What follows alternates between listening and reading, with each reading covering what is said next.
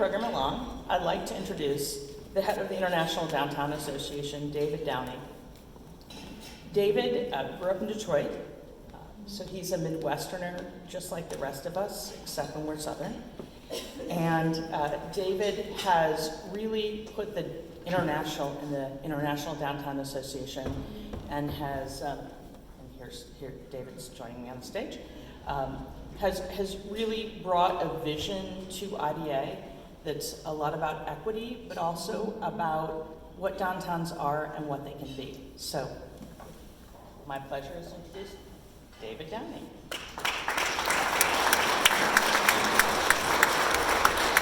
Well, good morning, everybody. Thank you, Rebecca, Mayor Fischer, Tori.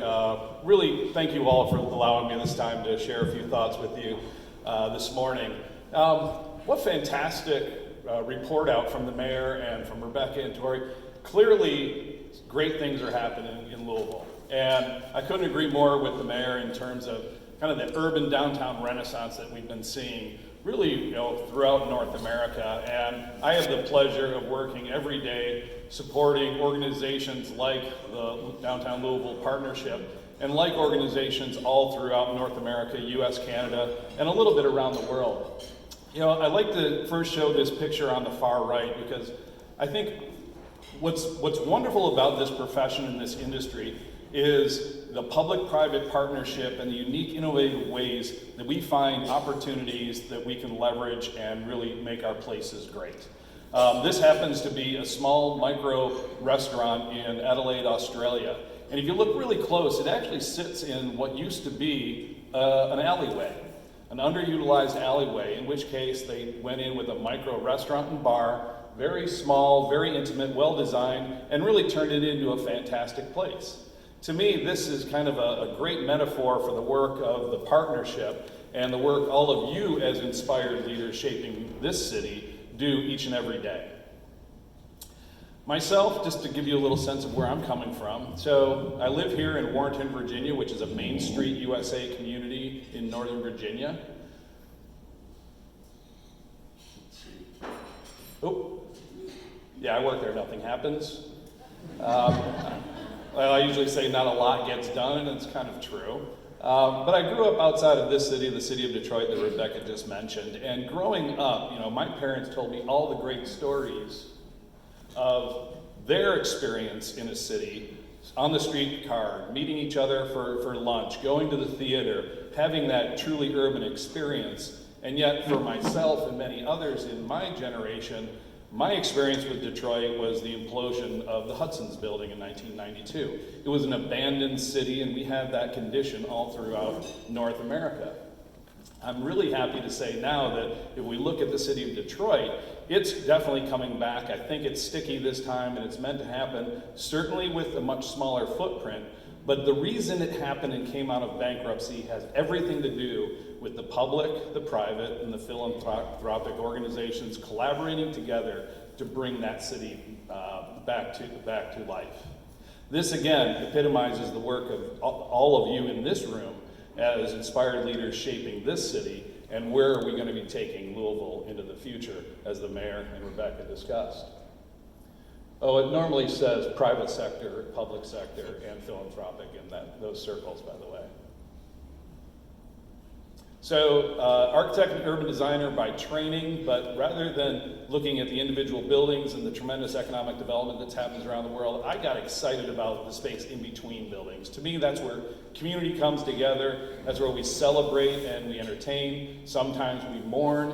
Sometimes we protest. It's our civic space. It's where our cities, the soul of our cities exist. We've learned now how to activate those more so. I think there's yoga in the park just about any city you go to, anywhere in the world. But we're even learning how to design our cities and activate our public spaces for our four-legged friends as well, and it's a priority for many. Buskers and street entertainment, sometimes defying gravity. These are all the ways in which the mayor talks about amenitizing the downtown. It's making the downtown an exciting place to live, work, and play. And having places for kids and skate parks and evolution in the urban core, or looking at mural programs and how we embrace the cultural and arts community. These are things that not only happen here in Louisville, but they happen all throughout the world. Underutilized space again, activating laneways and passageways.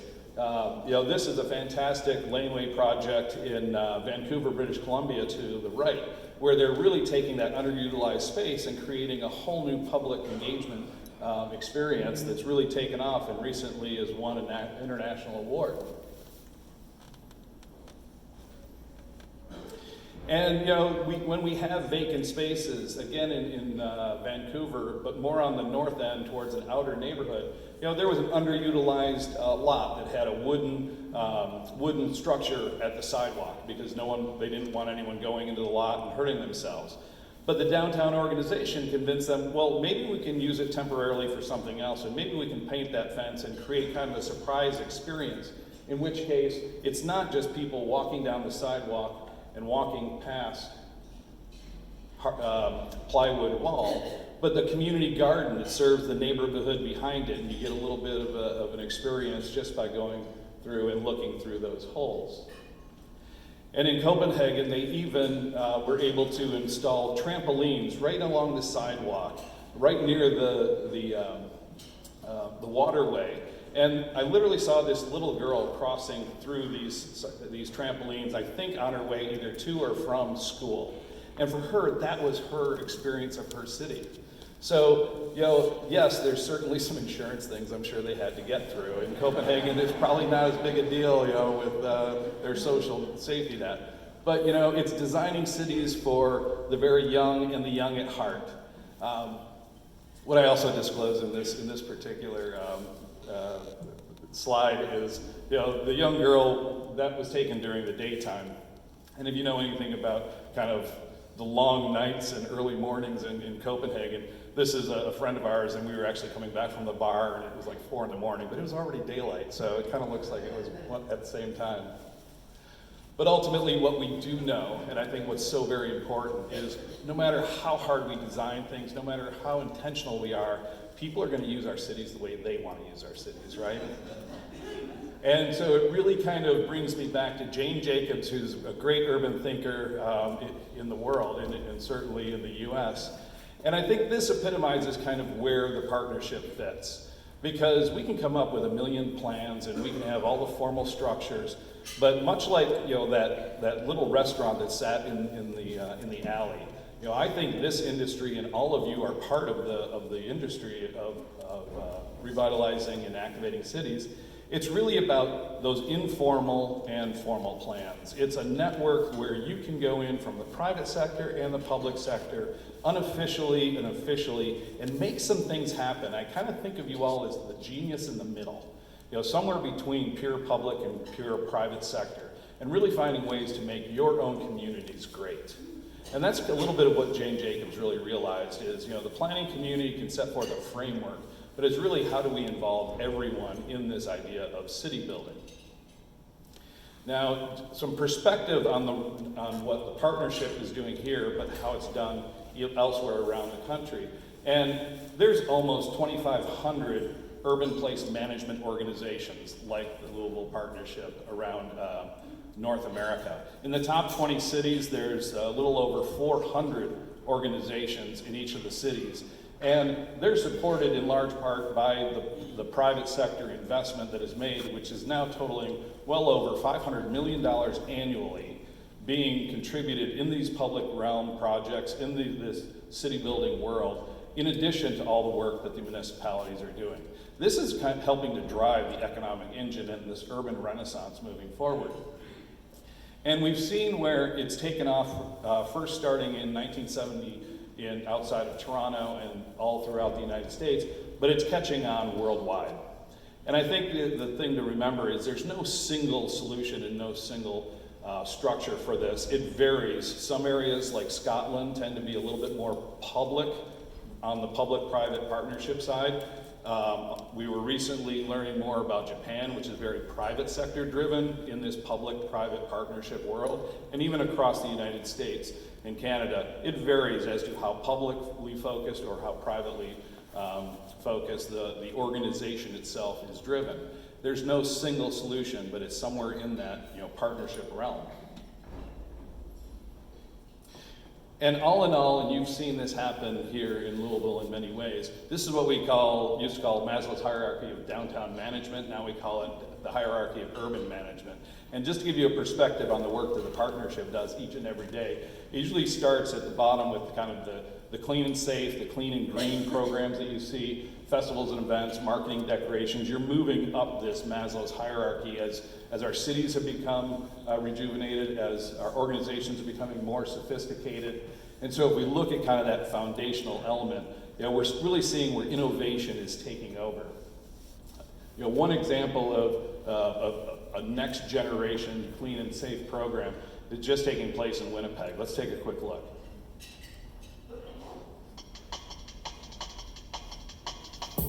The Pop-Up Winnipeg Public Toilet Initiative aims to lead by example through providing an accessible, well-maintained, and monitored public washing facility.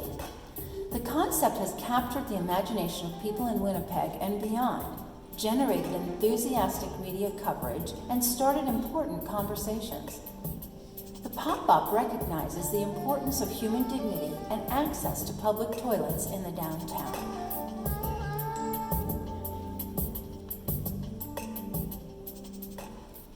Interesting breakfast material, I know. But people have to think about these things and think about our visitors or our people that are looking for these sort of facilities. And here's kind of that innovative approach that they took.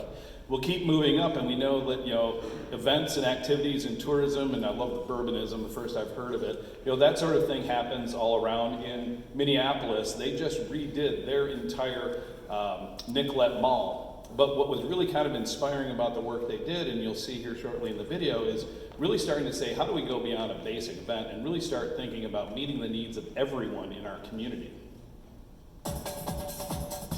The entire renovation of Nicollet Mall was completed after 2+ years of intense and highly disruptive construction. The challenge in reanimating Nicollet was to capitalize on the new public spaces and infrastructure and engage the downtown community to develop an inclusive range of cultural experiences for daily users and visitors. By focusing on attracting events and incubating programs for the future, DID served more than 1,200 hours of activation programming in its first year. Now, Nicollet enjoys a robust activation program of inclusive, year-round activities. Really putting the whole community year-round. We also heard that from the mayor today. It's really about, again, being inspired leaders shaping cities. But as we move up that Maslow's hierarchy, we get into really organizations, again, like Louisville, that are doing active projects. There was a tremendous experience in Norfolk, Virginia, in which case Selden Market came online. And here's a situation where not only are they trying to look at the rehab of existing properties, but also how do they drive small business? How do they look to enhance their retail environment, which most cities struggle with year-round? And it turned out just to be a phenomenal project. A previously vacant property is now leased to near capacity thanks to an inspired makeover. The historic space is now a retail incubator, helping young businesses get started by offering short, inexpensive leases. Pop-up businesses test new retail concepts, while more established brands offer guidance and support. The market's success can be seen in its low vacancy rate, the continued addition of new merchants, and by the number of stores that have grown into larger spaces.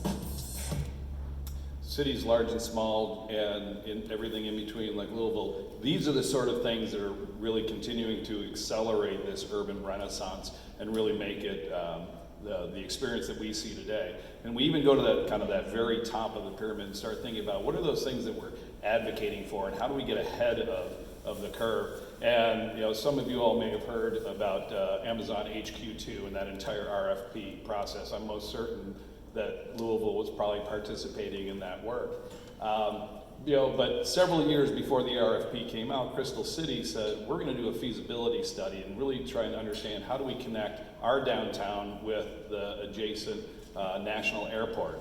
And I think it played an enormous role in the final decision that was made to understand how that city becomes an economic target, if you will, for businesses that are looking to relocate. Here's a really quick snapshot of that project.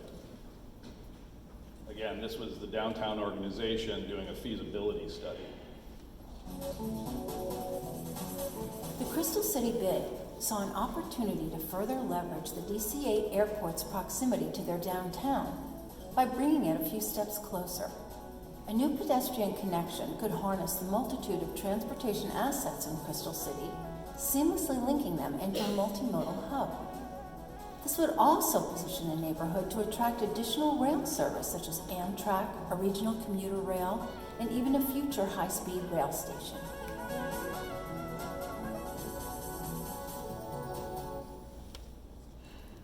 So why am I kind of showing you all this? Some of this you may have read about, seen, or even experienced here. And I think the reason is to just reinforce and celebrate, the inspiration that you all bring each and every day, either from the public sector or the private sector in driving your cities forward, and recognizing that this work is being done in many places. Myself, I believe that the center city and its surrounding neighborhoods are the economic engine and the core and the heart and soul of great cities. And I think we will continue to see this renaissance continue to evolve in the next decade. But even now, we're thinking about what is that next generation of the work that's being done. I mean, it was first about kind of revitalizing our downtowns, but now things are becoming much more sophisticated. We're looking at the placemaking and what is the role of these organizations in social services. It was generally economic and community development, but now we're trying to find new financing and governance models for how we do this in cities. And what is when we look at mobility, how is that changing in places around the world? Bruce Katz did a wonderful book recently talking about the new localism. And it was kind of new, speaking to what we've always known is the fourth level of civic governance. I didn't say government, but governance. And again, this is the work that you do in each and every day. There's the nation, the state, the municipality, and then there's that small district where people truly work day in and day out and know their area best. And it's this where we're seeing the evolution of kind of what do civic partnerships really look like to really make our cities move forward greater. We started to do more research to understand, what are the topics that are coming forward? Urban mobility. I haven't really seen scooters here yet, unless I just got in too late. But those are the sort of disruptors that kind of hit the sidewalks, and who's going to help understand and deal with those sort of things? Economic development is evolving. We're looking at place branding today, inclusive places. We're trying to understand what is this next trajectory for retail mix and housing attainability. We know these are some of the challenges that we're hearing. And there are great cities like Louisville, and I was just in Cleveland, who aren't yet, seeing the impact of the troublesome challenge that we're now seeing in the San Franciscos and the Seattles of the world, where now corporations like Microsoft, Apple, and everyone is contributing millions and hundreds of millions of dollars to try and attack affordable housing or attainable housing for all. And yet I see this as kind of a key opportunity for cities like Louisville at being really competitive and top of class moving forward. So we started researching what is that absolute impact or value the downtown brings to the city as a whole. And it's we're only in our third year of doing so, but we're trying to understand on an economic inclusion, the vibrancy of a place, the mayor talked about that, the identity, that heart and soul, and then the resilience. And I won't go into this research, but what I will say is the key finding that my personal belief is to be that great American city that's going to drive the next 20 years, the next several decades. We're seeing that from Seattle on the far left all the way to Tucson, downtown organizations are performing very well against the national averages in all of these areas. You're either slightly below the index of 50% on average, right at the index, or really doing phenomenally. But when we started looking much closer and broke that down into the purple dots, which are vibrancy and that activation and that amenities piece that downtowns are so great at, the pink dot is the level of economic growth compared to national growth, and we see many of the downtowns are performing well, some better than others. But the yellow dot is the one that I think is that early indicator of, which is inclusion, which gets not only at race in our country, but also affordability and, you know, how are people having their existence throughout the city. And clearly, all of the areas are doing fairly well, not too far below the national average. But you know, in a place like Seattle that is doing tremendous vibrancy and great economics, even they're suffering from their inclusionary affordability issues. I think over the next 20 years, we don't have the solutions today, but leaders like yourselves and organizations like the Partnership who start thinking innovatively about how to build more, I'll say, holistic communities for all are the ones that are truly going to be the magnet of attraction and its success long term. I want to show just one recent, and this will be the final video for this morning, but you know, here was an example in San Francisco in its Lower Polk neighborhood. And in an era where everyone is looking to try and address homelessness and street order in our cities, you know, there's things like we want more ambassadors to be outreach coordinators for the people affected by homelessness. And Christian Martin, who's the CEO in Lower Polk, you know, they took a bold, brave move. They said, we're not going to invest in trying to serve the people affected by homeless. We're going to go upstream and see if we can have a bigger impact on the community as a whole. Let's see what they did.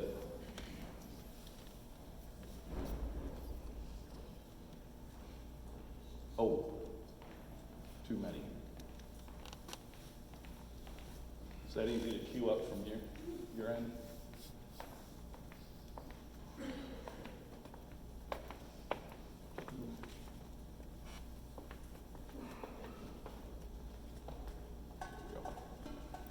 The Lower Polk Tenant-Landlord Clinic is an innovative homelessness prevention program serving the historic Lower Polk district of San Francisco, California. The clinic's primary mission is to help vulnerable residents save their homes by avoiding eviction. Known affectionately as TLC, the program brings together a coalition of experts in myriad disciplines to address the diverse needs of the target at-risk populations. In its first year of operation, TLC helped 87 people save their homes.